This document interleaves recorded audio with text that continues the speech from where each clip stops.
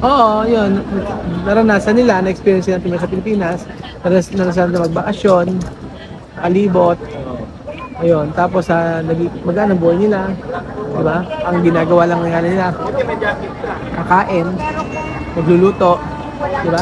Tapos pagka umaga, binidala pa ng pagkain ng luluto niya, may bilinda, ano. Pag umaga, sarap buhay nila kasi umaga, dadala din ng ulam na iluluto.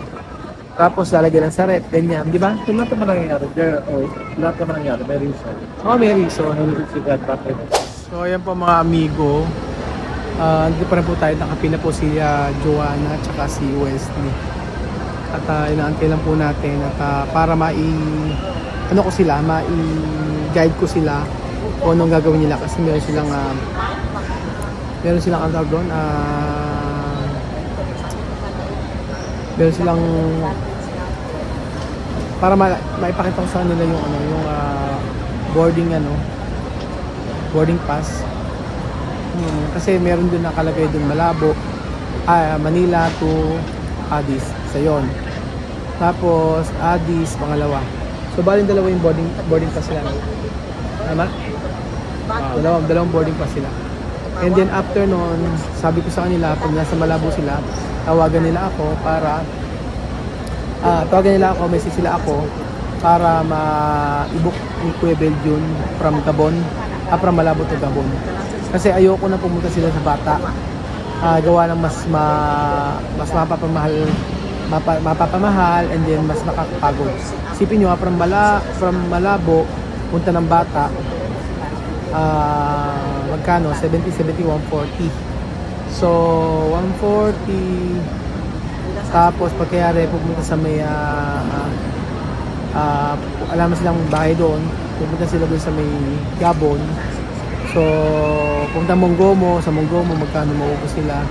Tapos from Mongomo pupunta sa from Gabon, malapit sa Mongomo yon.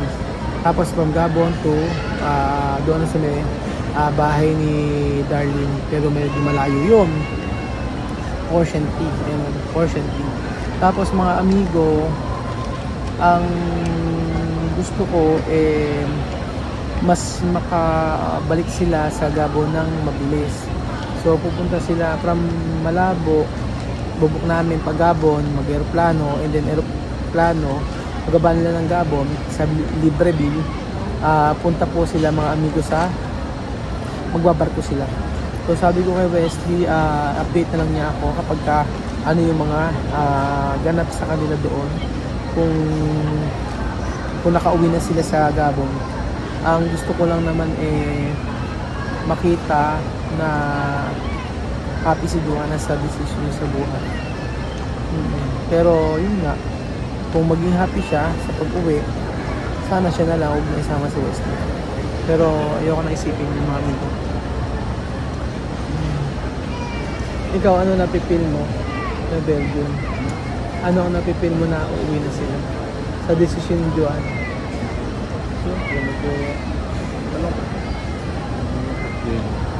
Malungkot na yung matalis nila. Tapos malungkot at masaya. Malungkot na masaya. Kasi masaya kasi makapiling na ng anak niya. Ang anak niya. Yung bunso, makakasama niya yung nanay niya. Oo, na dapat talaga siya nag-aalaga. Dapat siya nag-alaga. Malungkot ako para kay Wesley. Pero masaya ako para kay John na makakalit na siya. Malungkot ako kay Wesley kasi ayaw niya umuwi. Oo, ayaw niya umuwi. Papasok ka na pati next month, Next enrollment na. Enrollment na. Oo, actually, ngayong month, enrollment na. So, nakuha naman siya. Isang batang nabigo naman sa pag-aaral. Napagkaitan. Napagkait naman sa pag-aaral dahil sa mga reason ng nanay. Pero pabor ka ba sa sinabi ko na pag nag-18 years old sila, pag gusto nang bumalik, bumalik? Oo, basta yung probably pagka mayroon tayo na basta yung sponsor, open pa lang yung sponsor na kung sa bumalik dito, walang problema. Hindi, wala na yung sponsor, hindi na tutulong yun.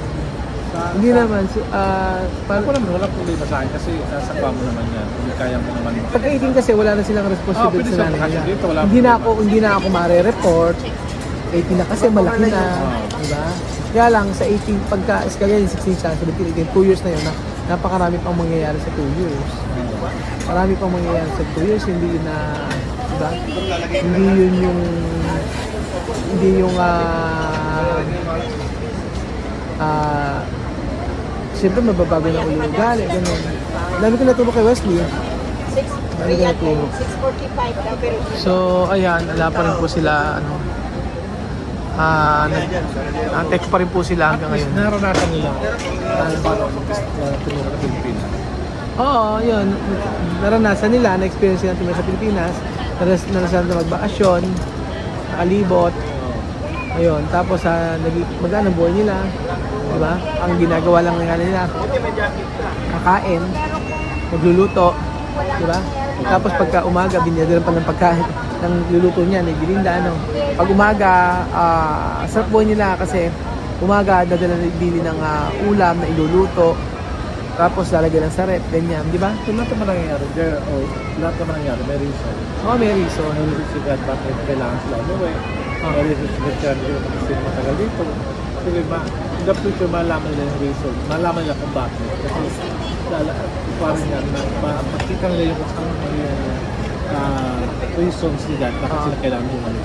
Balik doon.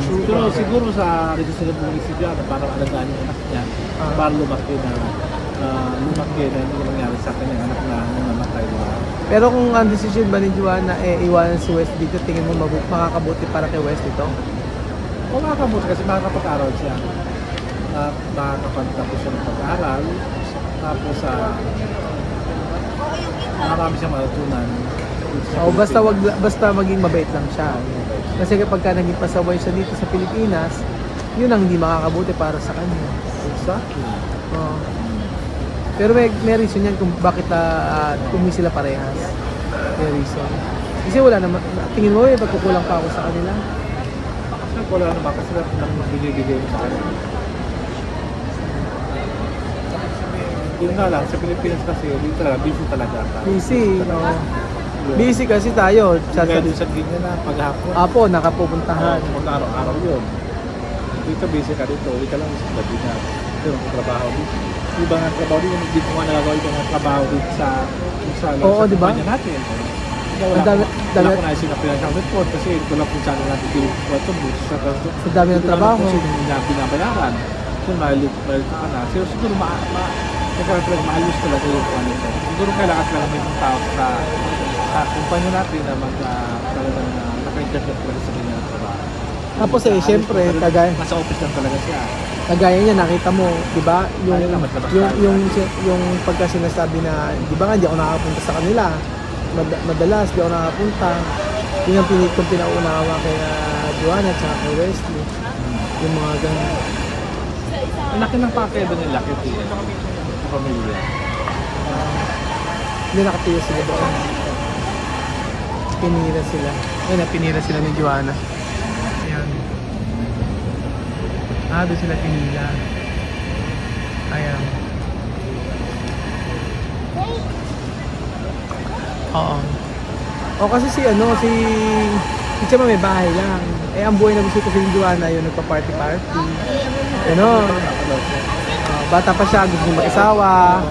Yun. Hindi niya makita ito sa Pilipinas. Hindi ko kasi kaya ibigay yun. Kasi ang Pilipinas. Hindi ko kaya kasi ibigay yung gusto niya na magkaroon siya ng asawa dito, di ba?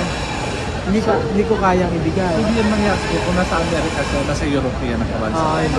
Pero siyempre, kung hindi ko rin kayang ibigay na pumunta siya sa may Europe na ako ang magagarantor, ako mag-sponsor. Kasi very delikado para sa akin yun, di ba?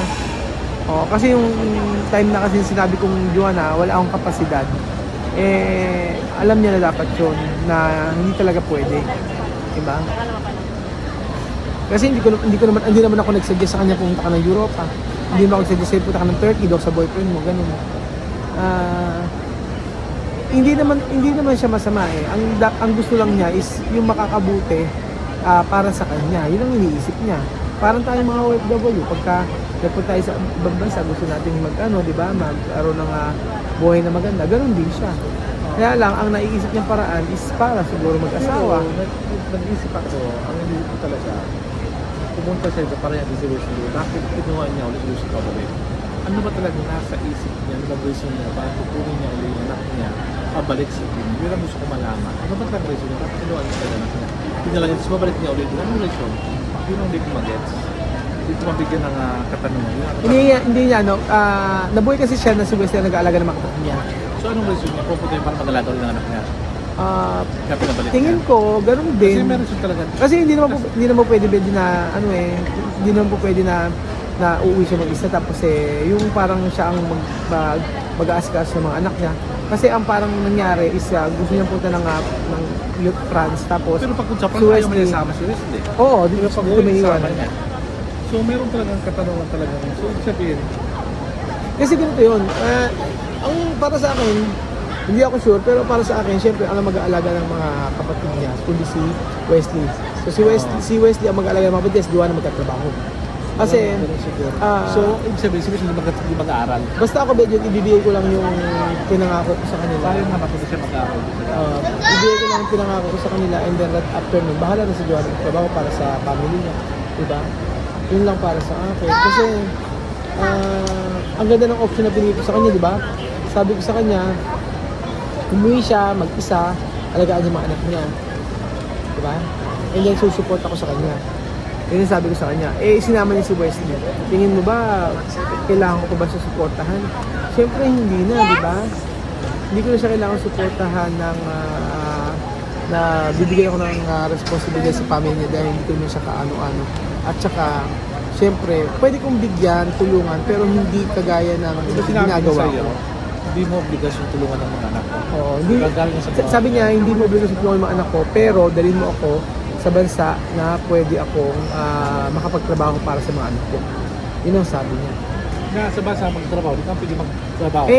Kasi Bejun, may mga tao kasi na hindi naman niya nauunawaan na Kailangan ang level employment ang visa. level ng thinking lang nila is hanggang doon lang. Akala niya kapag ka merong, 'di ba sabi niya, timo nga pagkuha doon ng visa is para sa may ticketing lang dito, kukuha lang makakaroon ng visa. Hindi niya alam yung mga ganyan. Kaya ano man dahilan ng hindi niya kung bakit sinama si ano. Hindi natin alam. Diba? Hindi natin alam kung ano ang dahilan kung bakit. Di ba na tanong bago umalis? Yung kasing, Kasi siguro kasi kailangan syempre, yung mga sa mga sa mga anak, yun ang tingin ko. Pero hindi ko kasi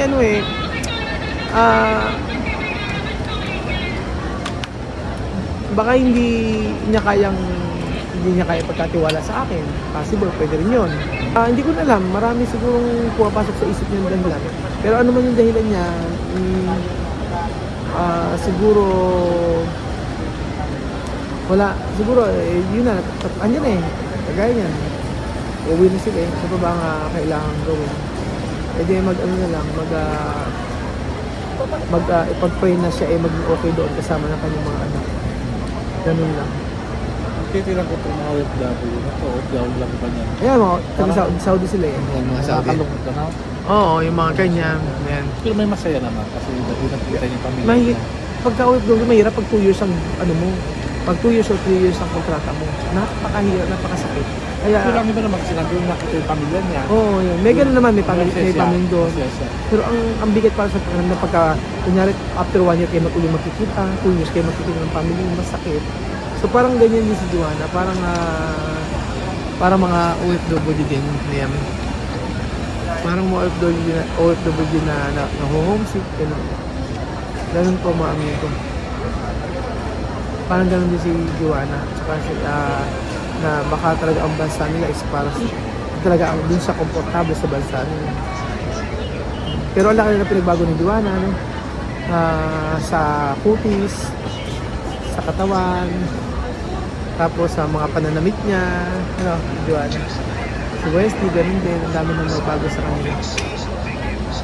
So, yun po mga amigo,